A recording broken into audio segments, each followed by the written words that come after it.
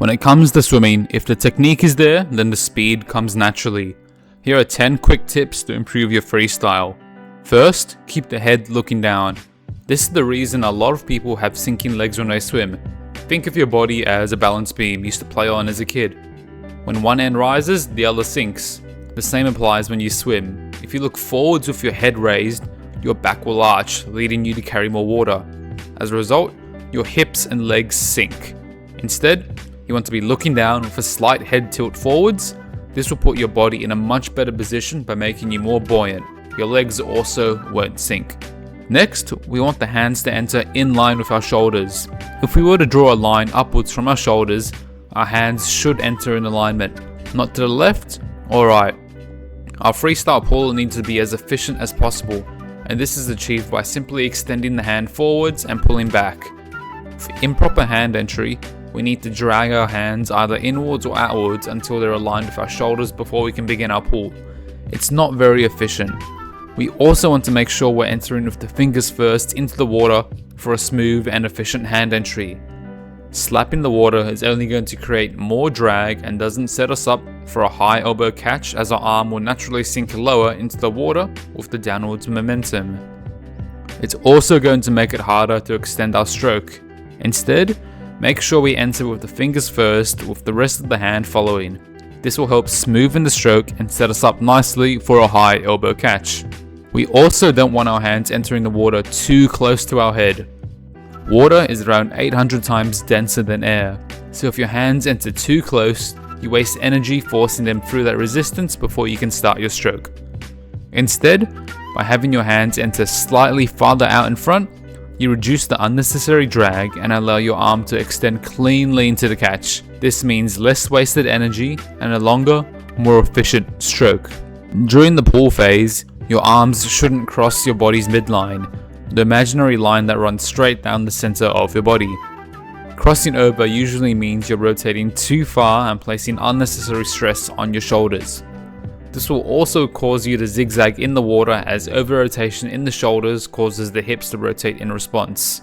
Instead, aim to pull just outside that midline on each side.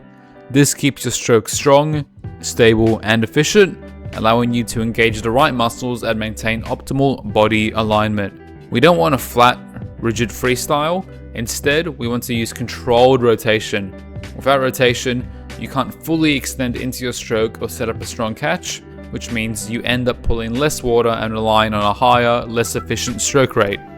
By rotating smoothly with each stroke, you allow your shoulders and hips to roll forward, giving you longer reach and a more powerful pull. This helps you maximize your distance per stroke and swim with far less wasted energy. Understanding how to breathe properly in the water is crucial, and many beginner or even intermediate swimmers don't fully grasp the breathing rhythm we need. The key is an exhale-inhale pattern. As you begin turning your head to breathe, you should already be exhaling through your nose or mouth. This clears the CO2 from your lungs, so you're ready to take a full, quick inhale. The moment your mouth reaches the surface, take your breath, then return your head to the water and continue the stroke. The freestyle kick should come from the hips, not the knees. A knee-driven kick creates extra drag, slows you down, and often causes your hips and legs to sink due to excessive bending. A proper freestyle kick begins at the hips and moves fluidly down through the knees and ankles. It's a whole leg motion made up of a down sweep, pushing down into the water, and then up sweep, lifting the leg back up.